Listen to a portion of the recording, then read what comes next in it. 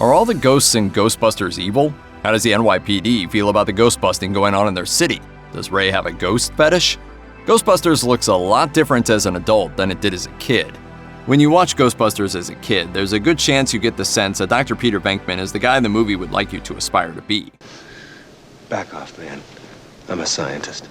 After all, he still gets to be a successful business founder like his buddies Ray and Egon, but he also gets to crack jokes all the time, and he's the one who gets the girl by the end of the movie. Venkman is very clearly put in position to be the cool Ghostbuster, but when you watch the film as an adult, particularly in the 21st century, it also becomes clear that he's kind of a creep. When we first meet Peter Venkman, he's conducting an experiment on a pair of volunteer college students, one of whom is an attractive young woman. He delights in torturing the other male subject of the experiment, while lavishing the woman with praise and even flat-out lying to her in an effort to possibly hook up with her later. When he meets Dana, it's clear that she sees through him a bit more, but he's still not the most sincere guy in the world with her. Of all the Ghostbusters, Venkman is the one most likely to lie his way into bed with a woman, and it's not always easy to overlook. Much of the main plot of Ghostbusters involves the team finding financial success as alternative exterminators. They have a station, they have equipment, they have a rapid response vehicle, and they go out in jumpsuits and trap ghosts, much like a pest control expert would set up traps to get rats out of your attic. You know, it's just occurred to me we really haven't had a completely successful test of this equipment. I blame myself. So do I.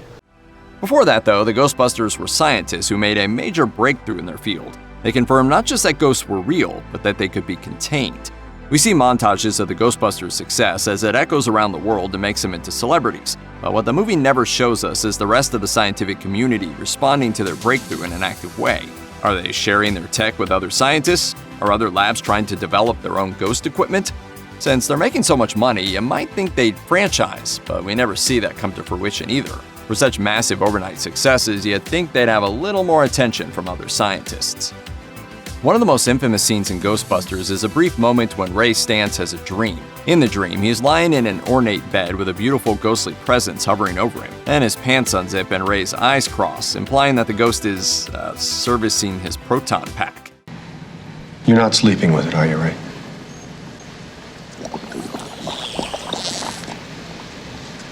Oh, you.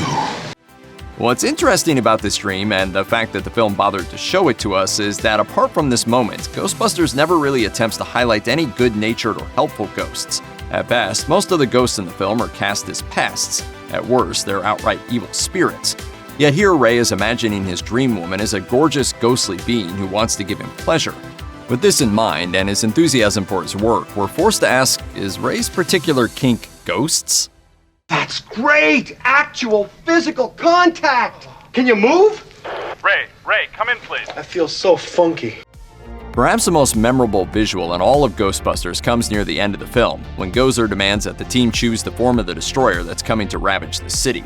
They try to empty their minds, but Ray can't help a thought from popping into his head. And that's when a massive marshmallow mascot shows up to stomp through New York City. It's the Stay Puft Marshmallow Man. The Stay Puft Marshmallow Man doesn't have time to do a whole lot of damage before the Ghostbusters manage to essentially roast him, but he does crash through a good portion of Manhattan, and the resulting marshmallow goo covers quite a bit of Fifth Avenue by the time it's all over.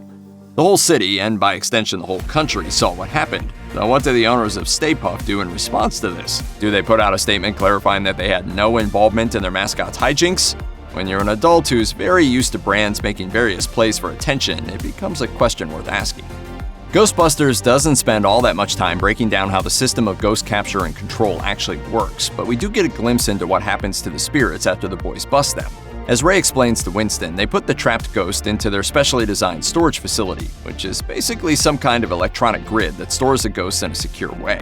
What the film doesn't ever explore is what, if anything, the ghosts actually think or feel about their new home. The ghosts we see over the course of the film, at least some of the time, appear to be semi-sentient creatures, and many of them appear to be mischievous but not outright evil. Is it, for lack of a better word, humane to keep them all trapped in there? Can they feel it? Some of the ghosts in Ghostbusters seem like genuinely terrifying beings that no one would want to be around, while others seem a bit more quirky and less prone to actually inflicting harm on anyone. Still, to the Ghostbusters, they all seem to just be another form of pests like roaches or silverfish. Their job isn't to reason with the ghost or to judge them or even to separate the bad ones from the relatively good. They just seem to be trapping them and storing them in their special grid. From a kid's point of view, this probably makes sense, but watching the film as an adult, you may get the overwhelming sense that this probably isn't fair to some of those ghosts, the ones that were just doing a little quiet haunting and basically minding their own business. Is there any kind of screening system that the Ghostbusters employ, or are they just locking all those ghosts up together? Perhaps one day Egon Spengler went on to teach a class on the ethics of busting.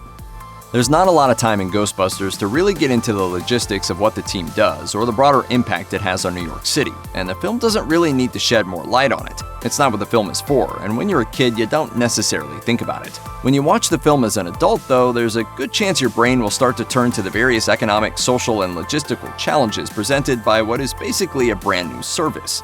The Ghostbusters are in many ways set up like exterminators, but most exterminators don't have a car equipped with lights and sirens that allows them to speed through the streets with impunity. How do the NYPD and the FDNY feel about these guys? Do they ever get a heads up when they're out on the job? Do they ever work together? If not, it feels like maybe the Ghostbusters should have given them a little more warning. The major supernatural antagonist in Ghostbusters is Gozer, a powerful entity that seeks to re-enter the earthly plane via Dana's apartment building, which basically acts as a tuning fork for psychic energy and will open a portal for the creature.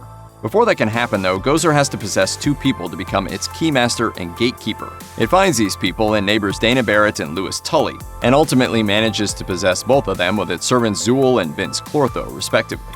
When the gatekeeper and the keymaster finally meet in Dana's ruined apartment, they share a passionate kiss and then walk up a supernatural staircase to the roof of the building.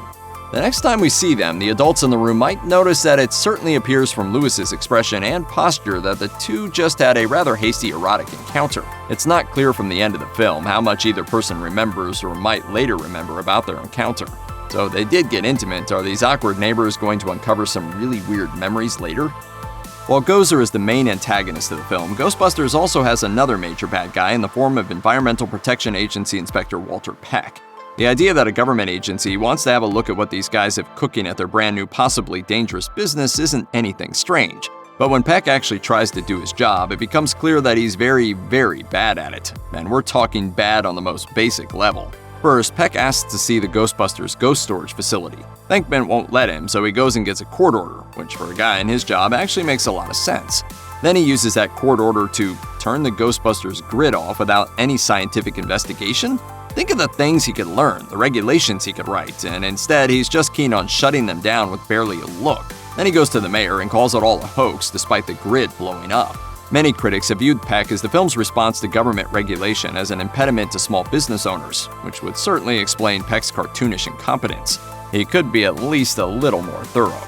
Check out one of our newest videos right here. Plus, even more Looper videos about your favorite movies are coming soon. Subscribe to our YouTube channel and hit the bell so you don't miss a single one.